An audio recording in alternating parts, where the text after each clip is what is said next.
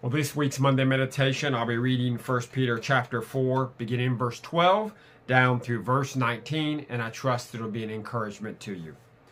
Beloved, do not be surprised at the fiery trial when it comes upon you to test you as though something strange were happening to you.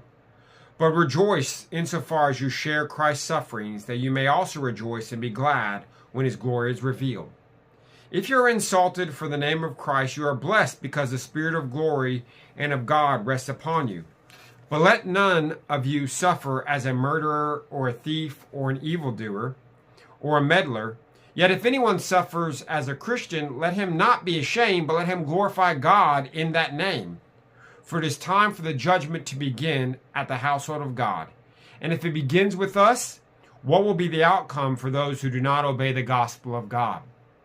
And if the righteous is scarcely saved, what will become of the ungodly and the sinner? Therefore, let those who suffer according to God's will entrust their souls to a faithful Creator while doing good.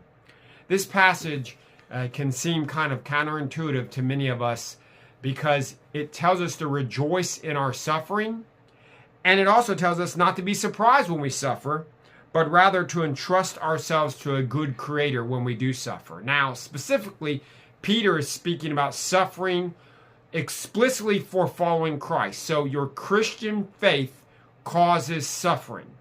This isn't really speaking about the broader or general suffering that we all deal with because we live in a fallen world, but this is suffering because we're making a stand for Christ. And there are many around the world who do experience that, and maybe you experience that as well.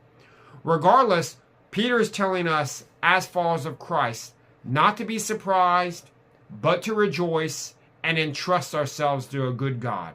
And that should be the proper approach to suffering. Don't, resist it.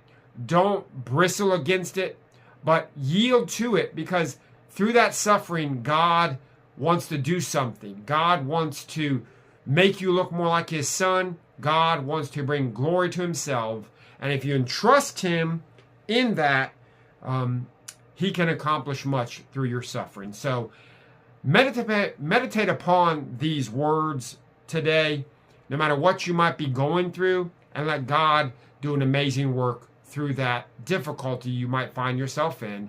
And may that be an encouragement to you this week. God bless.